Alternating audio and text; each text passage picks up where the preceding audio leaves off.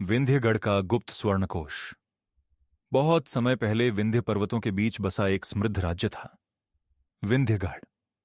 राज्य के चारों ओर घने जंगल, ऊंची चट्टानें और गहरी खाइयां थीं। विंध्यगढ़ का राजा था महाराज विक्रमदेव। वह न्यायप्रिय तो था, लेकिन अपने मंत्रियों पर कुछ ज्यादा ही भरोसा करता था। राज्य में शांति थी, लेकिन पिछले कुछ महीनों से एक अजीब बात होने लगी थी।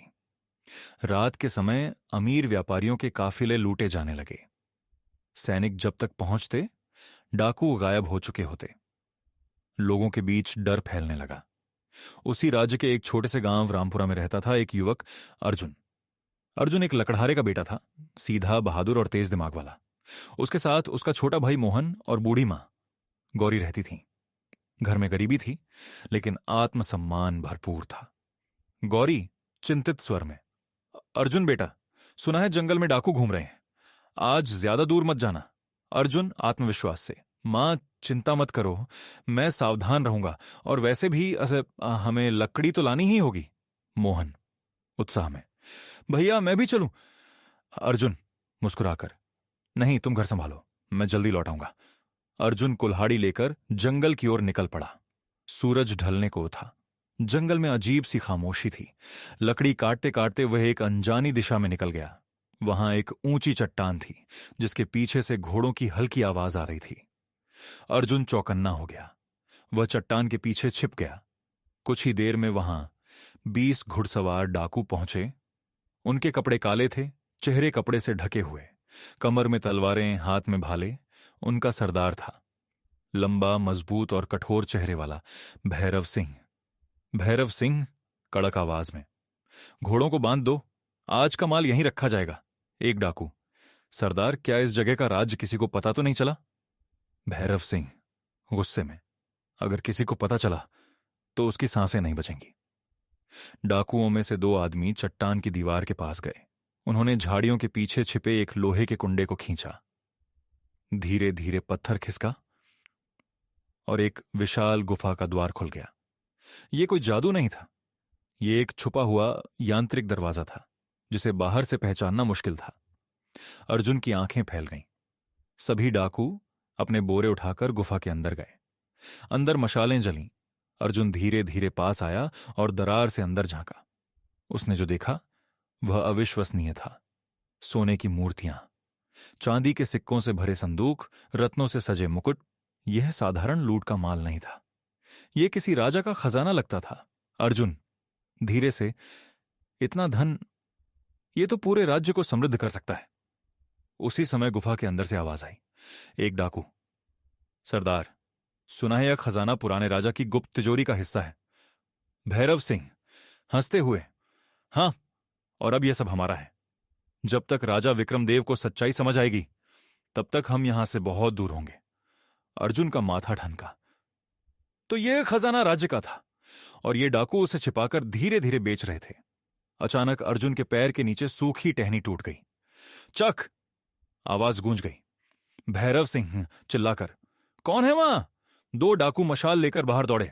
अर्जुन तेजी से भागा, लेकिन एक डाकू ने उसे देख लिया। डाकू, सरदार, कोई लड़का भाग रहा है। भैरव सिंह, पकड़ो उसे, जिंदा या मुर्दा। अर्जुन जंगल में दौड़ रहा था। पीछे घोड़ों की टाप गूंज रही थी। एक डाकू घोड़े से कूदकर उसके सामने आ गया। डाकू, तलवार तानकर, भागने की कोशिश मत करना। अर्जुन ने पास पड़ी लकड़ी उठाई और पूरी ताकत से डाकू के हाथ पर मारी। तलवार गिर गई। अर्जुन ने उसे धक्का दिया और फिर दौड़ पड़ा, लेकिन पीछे से एक और डाकू ने उसे पकड़ लिया। भैरव सिंह घोड़े पर आकर, इतनी हिम्मत हमारे अड्डे पर नजर रखने की? अर्जुन साहस से, यह धन तुम्हारा नहीं, यह विंध्यगढ़ का है। भैरव सिंह हंसते हुए, तो क्या करेगा तू? राजा को बताएगा? भैरव सिंह ने तलवार उठाई, लेकिन उसी समय जंगल में सैनिकों के बिगुल की आवाज गूंजी। डाकू चौंक गए। एक डाकू, सरदार, सैनिक आ रहे हैं। भैरव सिंह, सब गुफा में वापस, इसे भी साथ ले चलो। डाकू अर्जुन को घसीटते हुए गुफा की ओर ले गए। सैनिक शायद किसी और दिशा में जा रहे थे। उन्हें कुछ पता नहीं चला। गुफा का द्वार बंद हो गया। अंदर मशालों की रोशनी में अर्जुन बंधा खड़ा था। भैरव सिंह उसकी ओर बढ़ा। भैरव सिंह, ठंडी आवाज में, लड़के, अगर जिंदा रहना चाहता है तो हमारे साथ जुड़ जा, वरना यह गुफा ही तेरी कब्र बन जाएगी। अर्जुन दृढ़ स्वर में, मैं देशद्रोहियों का साथ नहीं दूंगा। गुफा में सन्नाटा छा गया। भैरव सिंह की आंखों में गुस्सा चमक उठा। उसने तलवार उठाई और यहीं से कहानी एक नए मोड़ पर पहुंचने वाली थी। काली पहाड़ी की गुफा के भीतर मशालों की कांपती लौ दीवारों पर भयावह परछाइयां बना रही थीं। अर्जुन के हाथ पीछे कसकर बांधे गए थे और उसके चारों ओर 20 डाकू खड़े थे। उनके सरदार भैरव सिंह की आंखों में निर्दयता साफ दिखाई दे रही थी। गुफा के बीचों बीच रखे स्वर्ण और रत्नों से भरे संदूक इस बात के साक्षी थे कि यह केवल लूट नहीं, बल्कि पूरे राज्य के विरुद्ध रचा गया षड्यंत्र था। अर्जुन समझ चुका था कि यह धन विंध्यगढ़ के राजकोष का हिस्सा है, जिसे धीरे धीरे गायब किया जा रहा है। भैरव सिंह ने उसे सुबह तक जीवित रखने का आदेश दिया ताकि उसके भाग्य का फैसला किया जा सके। रात गहराने लगी। डाकुओं की थकान उन पर हावी होने लगी और एक एक कर वे सो गए। केवल 2 पहरेदार गुफा के द्वार पर बैठे थे। अर्जुन ने हिम्मत नहीं हारी। उसने अपने बंधन को पत्थर के नुकीले किनारे से रगड़ना शुरू किया। उसकी कलाई से रक्त बहने लगा, पर वह रुका नहीं। लंबे प्रयास के बाद रस्सी ढीली पड़ी और उसने धीरे धीरे अपने हाथ मुक्त कर लिए। सांस रोके वह अंधेरे में रेंगता हुआ आगे बढ़ा। अवसर देखकर उसने पास पड़ी लकड़ी से पहरेदारों को निष्क्रिय किया और गुफा का गुप्त कुंडा खींच दिया। पत्थर सरका और वह अंधेरी रात में भाग निकला। पीछे से शोर उठा। घोड़ों की टापों की गूंज जंगल में फैल गई। डाकू उसका पीछा करने लगे।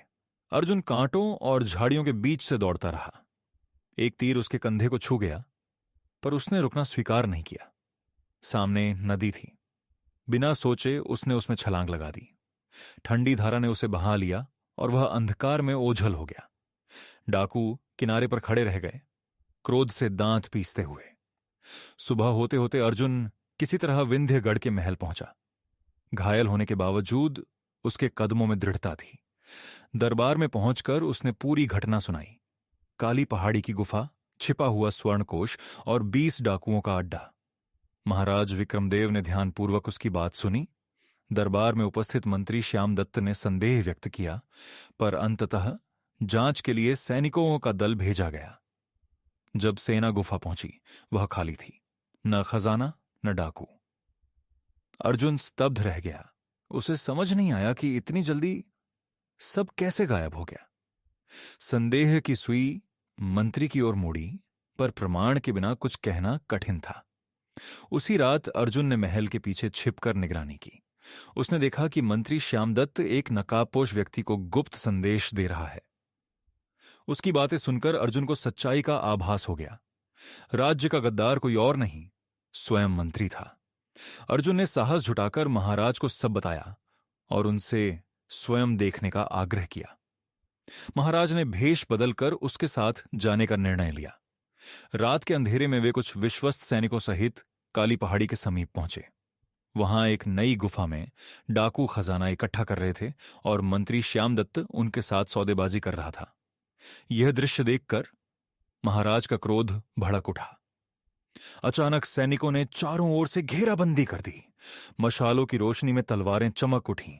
डाकुओं और सैनिकों के बीच भीषण युद्ध छिड़ गया। धातु की टकराहट से जंगल गूंज उठा। अर्जुन भी रणभूमि में उतर आया। उसने अपनी तलवार से कई डाकुओं के वार रोके और साहसपूर्वक उनका सामना किया। अंततः उसका सामना स्वयं भैरव सिंह से हुआ। दोनों के बीच लंबी और तीव्र तलवारबाजी हुई। भैरव सिंह शक्तिशाली था, पर अर्जुन की फुर्ती और चतुराई उस पर भारी पड़ी। अवसर देखकर अर्जुन ने उसके हाथ से तलवार गिरा दी। सैनिकों ने उसे पकड़ लिया। मंत्री श्यामदत्त भागने की कोशिश में था, पर महाराज ने स्वयं उसे रोक लिया। विश्वासघात उजागर हो चुका था। राज्य के प्रति उसकी गद्दारी ने उसे कठोर दंड का पात्र बना दिया। अगले दिन दरबार में न्याय हुआ। डाकुओं को कारागार में डाल दिया गया और मंत्री को उसके अपराधों के अनुरूप दंड दिया गया। विंध्यगढ़ का स्वर्णकोश वापस सुरक्षित कर लिया गया। राज्य में उत्सव मनाया गया। महाराज विक्रमदेव ने अर्जुन को दरबार में बुलाकर उसकी वीरता और निष्ठा की प्रशंसा की। उसे सेना का प्रमुख पद प्रदान किया गया। रामपुरा गांव में दीप जल उठे और उसकी मां की आंखों में गर्व के आंसू चमक उठे। काली पहाड़ी, जो कभी भय और रहस्य का प्रतीक थी, अब साहस और न्याय की कथा बन गई। विंध्यगढ़ ने एक बार फिर सीखा कि सच्चा खजाना सोना या रत्न नहीं, बल्कि ईमानदारी, साहस और राष्ट्र के प्रति समर्पण है। और इस प्रकार एक साधारण लकड़हारे का पुत्र अपने साहस और सत्य के बल पर पूरे राज्य का रक्षक बन गया।